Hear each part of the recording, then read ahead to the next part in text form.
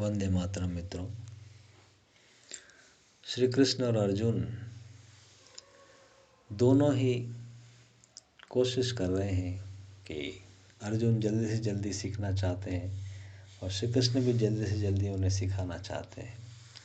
लेकिन कितनी भी जल्दी करें, ऐसा कहते हैं कि श्री कृष्ण ने अर्जुन को 5 श्लोक में ही गीता को समझाया था, क्योंकि वहाँ समय ही नहीं था कि इतना सब कुछ डिस्क्राइब किया जाए।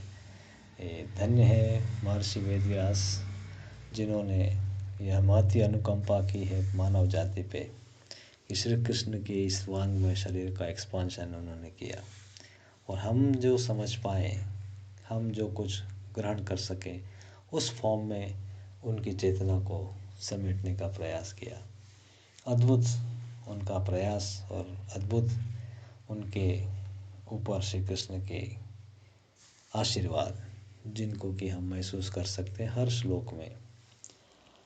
उसकी समस्या अभी जो सबसे ज़्यादा अर्जुन को लग रहा है कि मैं कैसे अपने मन को काबू में करूं, कैसे उसका वेग को कंट्रोल किया जाए कि मैं साधना में रत कर सकूं, क्योंकि वो बार बार ये चंचल घोड़े की तरह कभी इधर कभी उधर, उसका कोई भी दिशा ही नहीं है कि किधर वो चलेगा, क्या होगा। तो कह रहे हैं कि चंचलम ही मना कृष्ण प्रमाति बलवत दृढ़म तस्याहम निग्रह मन्ये वायोरिव सुदुष्करम, कि हे कृष्ण, ये मन बड़ा चंचल है और बड़ा दृढ़ और बलवान और जिद्दी है, और इसको वश में करना मैं ऐसा महसूस करता हूँ जैसे वायु को पकड़ना है या वश में करना है। वायु को हम नहीं पकड़ सकते, ना उसमें वश में कर सकते हैं। ठीक उसी प्रकार इस मन का भी अवस्था है। हजारों जन्मों से हमारी उन्नति, हमारे एवोल्यूशनरी प्रोसेस में हम चल रहे हैं, और उसमें अभी जो अवस्था है उसके कुछ हजार साल पहले ये मन हमारे बीइंग में ऐड हुआ है, और वो अभी तक बिल्कुल क्या कह सकते हैं कि निरंकुश तरीके से जीवन जीते आया है। और आप एकदम से किसी निरंकुश घोड़े को अंकुश डालेंगे या लगाम लगाएंगे तो वो समस्या तो आएगी ही। वैसी ही समस्या अर्जुन के जीवन में भी है कि अब वो श्री कृष्ण की दिशा में ले जाना चाहता है अपने जीवन को, और कृष्ण का जो जीवन है वो आध्यात्मिक जीवन है, वो सुप्रीम चेतना वाला जीवन, उस घोड़े को रास नहीं आता। हर मनुष्य की अवस्था है मित्रों कि हमारा जीवन, हमारा मन बिल्कुल स्वच्छंद रूप से चलना चाहता है, उसे कोई कंट्रोल पसंद नहीं है, क्योंकि वो जन्मों से ऐसे ही चल रहा है। और अब इस जन्म में हम जब इस दिशा में उसको ले जाना चाहते हैं तो उसके लिए बड़ा डाइजेस्ट करना उसके लिए, इसीलिए उसका सॉल्यूशन श्री कृष्ण बता रहे हैं कि कैसे हम इसका निग्रह कर सकते हैं, कंट्रोल कर सकते हैं। अगले श्लोक में 35वें श्लोक 6ठे अध्याय का कह रहे हैं, असंशयम महाबाहो मनो दुर्निग्रह चलम अभ्यासेन तो कौन्तेय वैराग्येण च गृह्यते।